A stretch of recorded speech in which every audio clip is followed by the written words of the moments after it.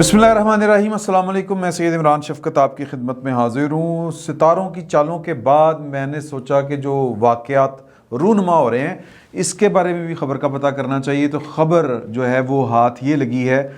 कि आज जो कौमी सलामती की, बल्कि आज को छोड़ें, 2 दिन कोर कमांडर कॉन्फ्रेंस, तीसरे दिन मुलाकात आर्मी चीफ़ की वज़ीर आज़म साहब के साथ, और फिर कौमी सलामती का 2 रोज़ा इजलास। पहला कौमी जो सलामती का इजलास है उसमें कोर कमांडर कॉन्फ्रेंस के हवाले से जो वज़ीर आज़म को इनपुट दी गई थी चीफ़ ऑफ आर्मी स्टाफ की तरफ से, आज वही इनपुट बर्स, वो कहते हैं ना कि पूरी महफिल को या पूरी जो कौंसल है, कमेटी जो है, उसको दी गई है। और उस आगाज़ यहाँ से किया गया है आर्मी चीफ़ की तरफ से कि जनाब वज़ीर आज़म साहब, लीड अस, आपने लीड करना है हमें। और लीड किस मामले में करना है? पाकिस्तान की कौमी सलामती के इश्यूज़ के ऊपर बहुत बड़े चैलेंज हैं, और वो चैलेंज ज़ाहिर है कि वो पब्लिक तो नहीं हो सकते, ना हमें बताए गए हैं। हमें जो ज़ाहिर चीज़ें नज़र आ रही हैं वो ये है कि सूरत हाल ख़ासी कोई गड़बड़ है जिस पर बहुत ज़्यादा कंसंट्रेशन हुई है 2 दिन। ये वैसे ये कॉमन सेंस की बात है, और जो फ़ैसले हुए हैं वो फ़ैसले क्या हैं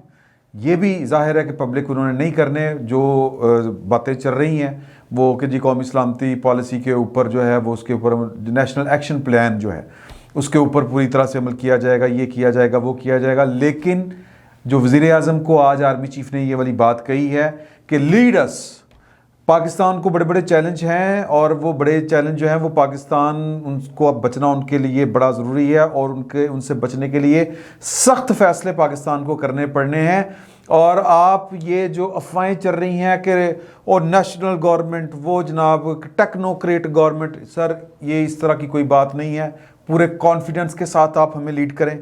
आपको बतौर इदारा पाकिस्तान की फ़ौज जो है वो डिसलॉज नहीं करेगी, आपके पीछे खड़ी रहेगी, आपको लब्बैक कहती रहेगी, आपके अहकामात के ऊपर अमल होता रहेगा, आप जो कहेंगे वो होगा। और पाकिस्तान को जो दरपेश चैलेंज हैं, वो 100 साल की लड़ाई भी लड़नी पड़ी उसके लिए, दहशतगर्दी के ख़िलाफ़ वो हम लड़ेंगे। और ये 1 दिन में 2 दिन में ये लड़ाई ख़त्म नहीं होनी,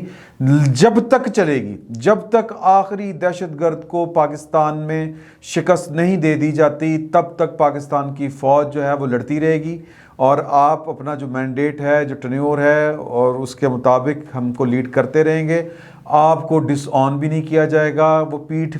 इसका सदा मतलब है कि आपकी पीठ में छुरा नहीं घोंपा जाएगा। पूरे कॉन्फिडेंस के साथ आप हमें लीड कीजिए। ये जनाब आर्मी चीफ साहब की तरफ से, और वो जो बाकी चीफ्स थे वो भी बैठे हुए थे,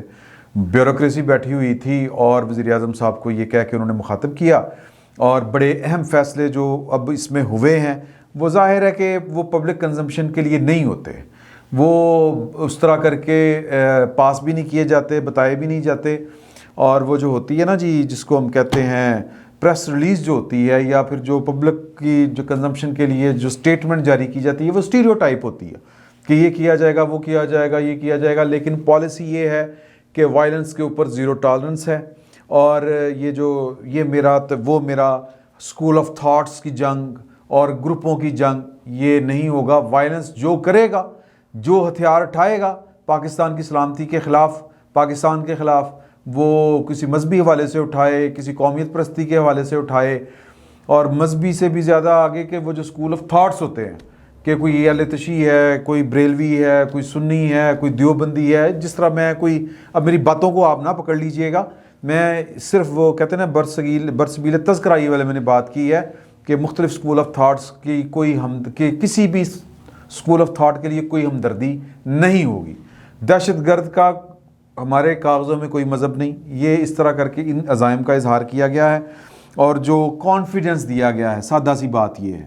क्योंकि कॉन्फिडेंस शैटर हो जाता है पाकिस्तान में 1 मिनट से पहले, और शैटर होने की एक वजह है। वो क्या है? हिस्ट्री है। वो क्या है कि वो अपना मतलब पाकिस्तान की सियासत जिस अंदाज में चलती है वो है। और इसका जो उन्होंने कहा है ना जी कि आप पूरे कॉन्फिडेंस के साथ करें, ये जो टारगेट है पाकिस्तान की, क्योंकि जो अब इसको नाम कोई भी आप दे लें, जो पूरी गौर खौस के बाद जिस नतीजे पे पहुंचा गया है, 2 तरह की अनस्टेबिलिटीज़ जो हैं वो पाकिस्तान की इकॉनमी के लिए ज़हर कातिल हैं। एक बदअमनी یا بدامنی ہی کہیں گے، اور بے چینی، بے سکونی، بدامنی اور ایک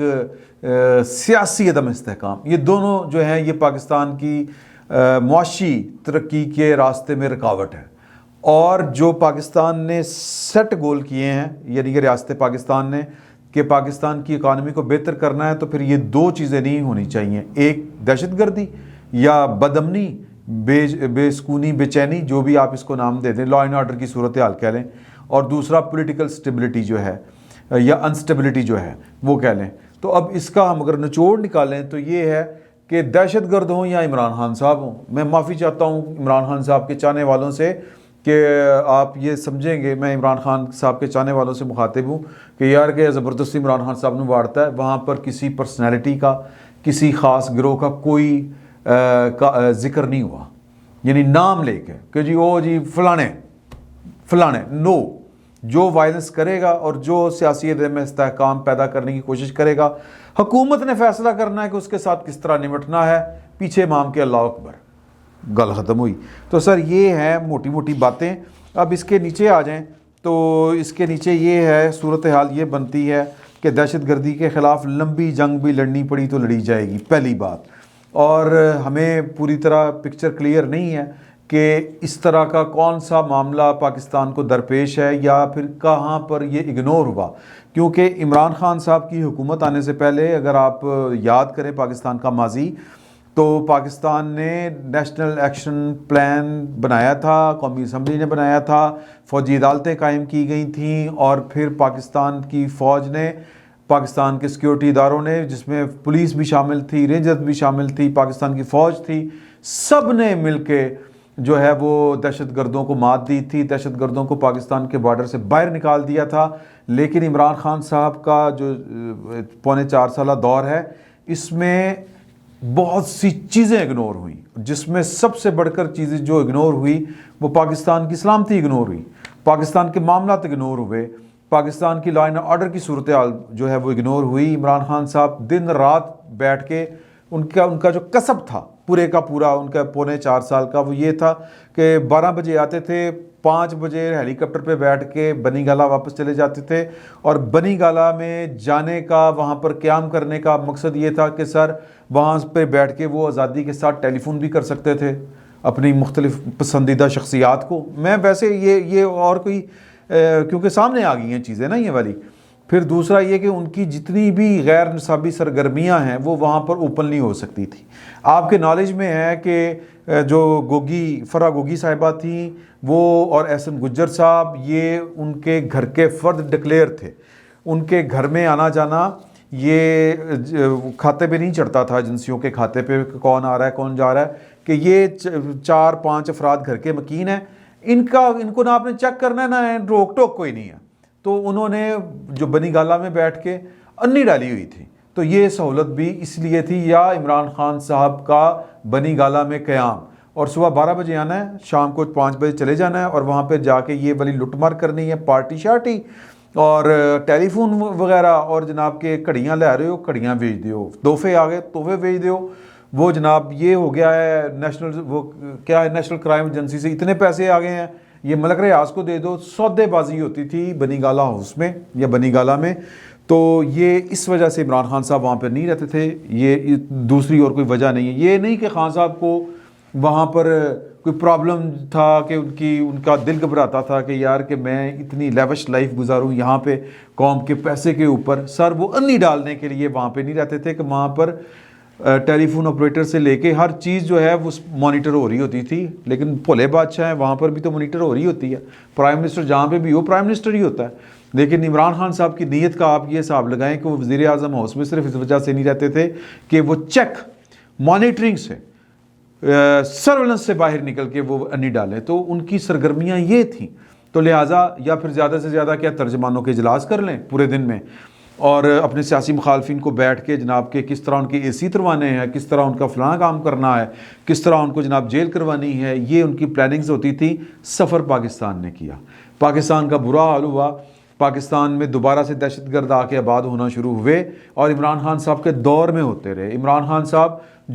اور عمران خان صاحب کون ہیں؟ عمران خان صاحب وہ ہیں کہ جب ٹی ٹی پی اور پاکستان نے ان کے ساتھ بات کرنے کی کوشش کی تو ٹی ٹی پی نے عمران خان صاحب کو اپنا نمائندہ نامزد کیا تھا کہ ہماری طرف سے جو بھی آپ نے ڈائلاگ کرنے ہیں، بات چیت کرنی ہے، وہ عمران خان صاحب کی طرف، عمران خان صاحب کر لیں گے ہمارے بہاف کے اوپر،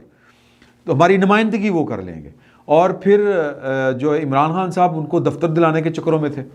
یہ بھی آپ کے نالج میں ہے کہ جی انہوں نے کھولن دے دفتر اسلام آباد نہ، اور پھر جو طالبان ادھر آئے افغانستان، ریٹرک ہو جائے گا، آپ کے نالج میں ہے کہ کس طرح انہوں نے ان کی جناب کی یہ فتح مبین، تو پتہ نہیں فتح مکہ، تو پتہ نہیں کس کس کے ساتھ ملایا اس ان کے قبضے کو یا ان کی دوبارہ سے اقتدار میں آنے کو، اور وہ ہیں جو ٹی ٹی پی کو پناہ دیے ہوئے ہیں۔ اور ٹی ٹی پی کون ہے؟ جو ہمارے 80,000 بندے، جس نے ہمارے 80,000 شہری شہید کیے۔ تو عمران خان صاحب کہتے ہیں غیروں کی جنگ، غیروں کی جنگ۔ تو سر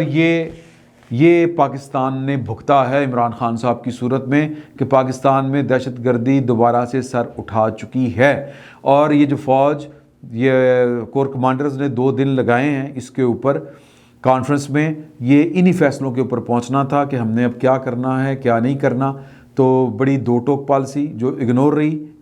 عمران خان صاحب کے پورے دور اقتدار میں، اور دہشت گردی دوبارہ پاکستان میں آئی، اس نے پاکستان کو کتنا ڈیمیج کیا ہے ابھی ہمارے پاس اس کی اطلاعات نہیں ہے، یہ رکی ہوئی اطلاعات ہیں۔ یہ ظاہر ہے کہ یہ اتنا بڑا ایکٹ ہے یا اتنی بڑی واردات ہے یا اتنا بڑا چیلنج ہے کہ پاکستان کی فوج 2 دن لگا کے اس نے اس کے اوپر سوچا ہے اعلان کر کے، اور پیچھے پتہ نہیں کب سے اس کے اوپر پلاننگ چل رہی تھی، اللہ بہتر جانتا ہے۔ تو جناب یہ والا فیصلہ ہے، اور اس فیصلے میں جو بھی رکھنا ڈالے گا، جو بھی رکاوٹ ڈالے گا، وہ جناب اس کو بھگتنا پڑے گا۔ اب اس کو سیاسی رنگ دینا تو آپ کی مرضی۔ عمران خان صاحب نے سیاسی طور پر نااہل ہونا ہے، پاکستان کی فوج میں کھاتے میں ڈالنا، بسم اللہ۔ عمران خان صاحب نے گھڑی چوریاں، وہ پتہ نہیں کون کون سے ان کے معاملات ہیں، وہ ووٹن کرکٹ کلب، تعارف نقوی، تو پتہ نہیں کیا کیا، اور پھر ملک ریاض صاحب کو دیہڑیاں جو لگوائیں، اور انہوں نے کتنے اربوں روپے کمائے، یہ ساری کی ساری انکوائریاں بھی ہونی ہیں، مقدمات بھی چلنے ہیں، عدالتوں میں بھی جانا ہے، پنجاب حکومت کا بھی فیصلہ ہونا ہے، یہ سارے کام ہونے ہیں۔ اور صرف گورنمنٹ کو یہ جا کے کہے کہ پاکستان کے چیلنج بہت ہیں یا پاکستان کے مسائل بہت بڑے ہیں، اور یہ ان کے لیے آپ کو فیصلے کرنے پڑیں گے، ہم آپ کے پیچھے کھڑے ہیں، جو کہیں گے ہم وہ کریں گے۔ یہ جناب اس کی ساری اب تک کی صورتحال ہے۔ اس میں سے جو خبر مجھے سمجھ آتی ہے وہ یہ ہے کہ بڑا ٹارگٹ ہے، اور اس ٹارگٹ کو اچیو کرنے کے لیے، یعنی اکانومی کا ٹارگٹ اور امن و امان کا ٹارگٹ، اور اس کو اچیو کرنے کے لیے پاکستان میں کسی بھی قسم کی انسرٹینٹی جو ہے وہ نہ افواہ کی صورت برداشت کی جائے گی، نہ پراپاگنڈے کی صورت میں برداشت کی جائے گی، نہ کوئی سیاسی دھما چوکڑی کی صورت میں برداشت کی جائے گی۔ چیزیں سموتھ ہوں گی، سموتھ سیلنگ جس کو کہتے ہیں وہ ہوگی، اور اس میں عمران خان صاحب اپنا مستقبل تلاش کر لیں، کر سکتے ہیں تو، ورنہ تو ہمیں تو عمران خان صاحب کا مستقبل تاریک نظر آ رہا ہے۔ آج کے اس اجلاس میں جو کل بھی جاری رہنا ہے، وہ موصول ہونے والی جو اطلاعات ہیں ان کے مطابق تو کہانی یہی بن رہی ہے، باقی اللہ دی، اللہ جانے۔ فی الوقت اتنا ہی، بہت بہت شکریہ آپ کا۔